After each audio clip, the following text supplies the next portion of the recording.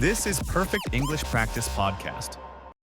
And today we're going out to eat. Yes, good thing too, because I'm hungry. I know, it's almost lunchtime. Yeah. So today we're going to be talking about eating at a restaurant and giving some great recommendations and suggestions. Yes, we have language for describing food, for describing restaurants, and for making suggestions. Great, so let's start with our vocabulary preview for this lesson.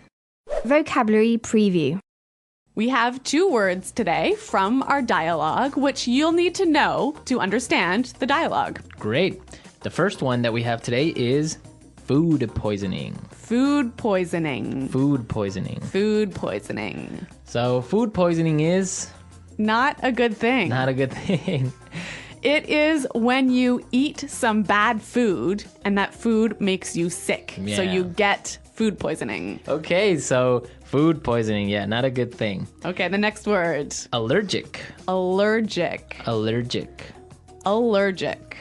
So when you're allergic to something, It makes you sick. That one thing makes you sick. right, For example, I'm allergic to seafood. right. If I eat seafood, I cannot breathe. Oh, okay, so you definitely want to stay away from fish. Yes, yes. Some people are allergic to nuts, like peanuts. Or maybe milk. milk. Yeah. Cool. So when one type of food makes you sick, you are allergic to that food. Okay, great. So with this in mind, now we can listen to our dialogue for the first time at its normal speed. But don't worry if you don't get everything now because... We'll come back and teach you the important language.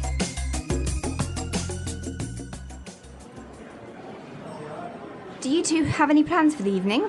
We were thinking of checking out a restaurant in the neighborhood. Do you have any suggestions?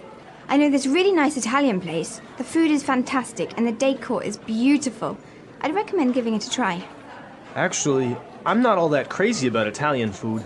I'm in the mood for something a bit lighter. In that case, I know a great little bistro. They make a really tasty seafood platter. The fish is outstanding. It sounds fantastic, but I'm allergic to seafood, so... Okay, well, let me think. Oh, I know this great little place. It's just a hole in the wall, but they do the most amazing sandwiches. You've got to give them a try. Ella, you took me there last time I visited, and I got food poisoning, remember?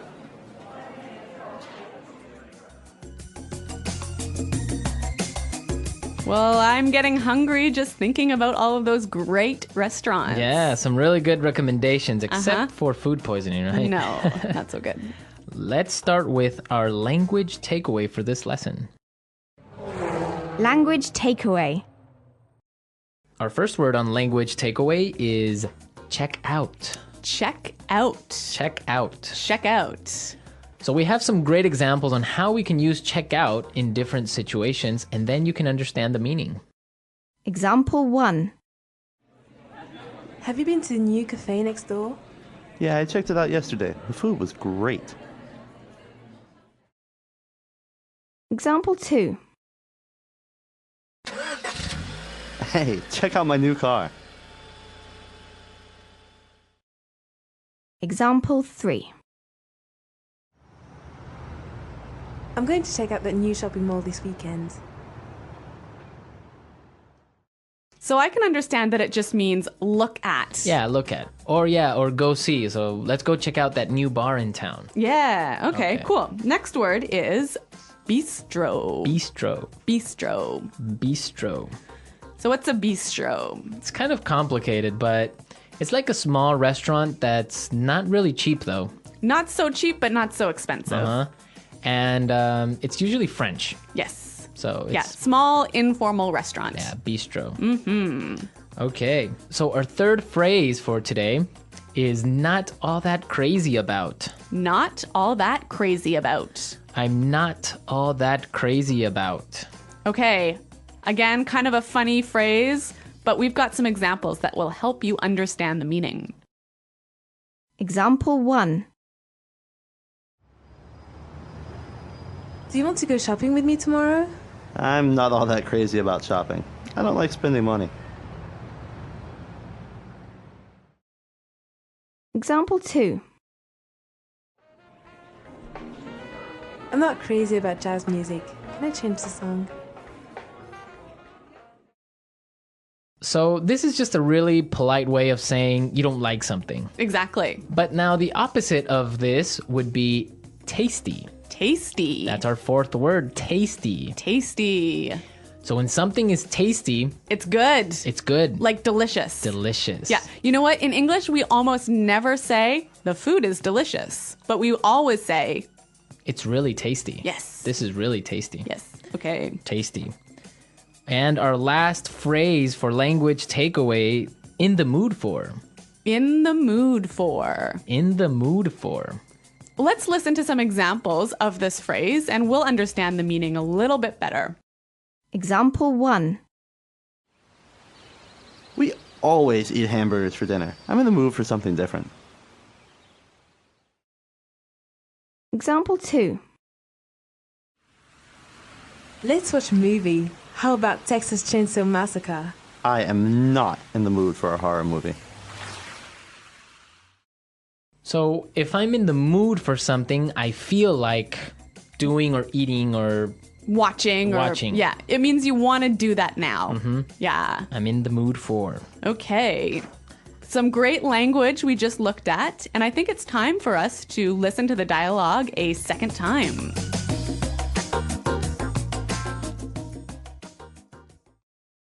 Do you two have any plans for the evening? We were thinking of checking out a restaurant in the neighborhood. Do you have any suggestions? I know this really nice Italian place. The food is fantastic and the decor is beautiful. I'd recommend giving it a try.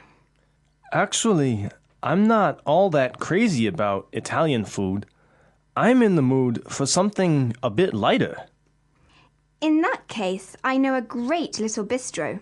They make a really tasty seafood platter. The fish is outstanding. It sounds fantastic, but I'm allergic to seafood, so... Okay, well, let me think. Oh, I know this great little place. It's just a hole in the wall, but they do the most amazing sandwiches. You've got to give them a try.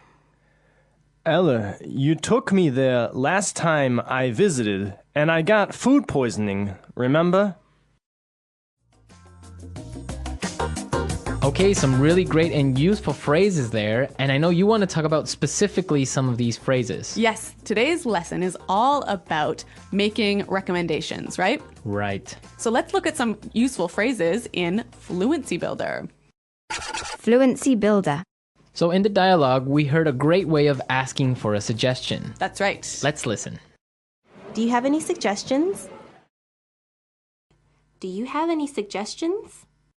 So that's how you would ask for a suggestion. Or you can say something else like, do you have any ideas? Yeah, or you might say, do you have any thoughts? Okay, so Three that's great ways. asking for suggestions. Yep. In response to this, you can say something like this. I'd recommend giving it a try.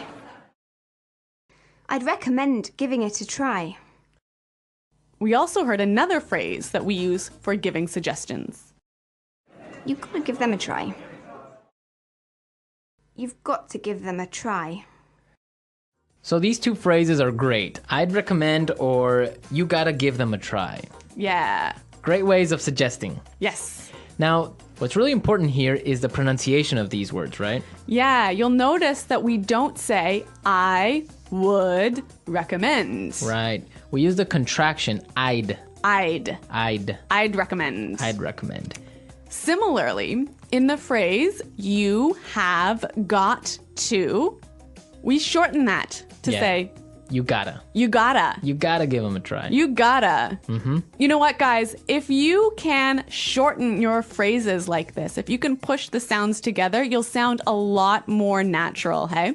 And also you'll be able to understand because in movies or in shows, they will never say, you have got to give them a try. Yeah. So if you know how to use this form, you'll understand what they mean. Exactly. Okay, great. Well, why don't we listen to the dialogue a third time and you'll hear some of these contractions in the dialogue.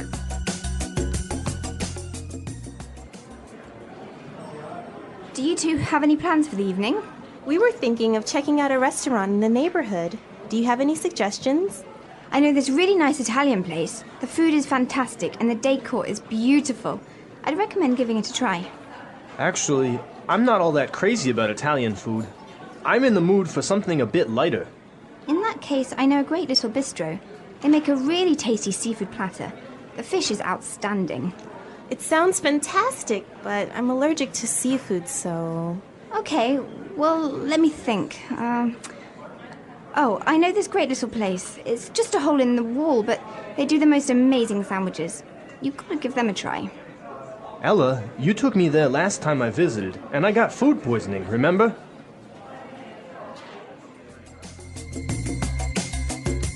Okay, great dialogue. And Erica, I know that you have some food poisoning stories for us. Well, I don't know about stories, but I've definitely had food poisoning before. Yeah.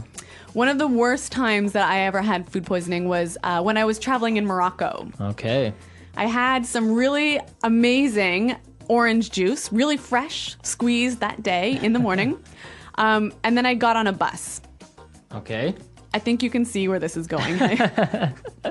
Yeah, so I was on the bus and then I started to feel really sick. And I was just hoping that the bus ride would be over soon.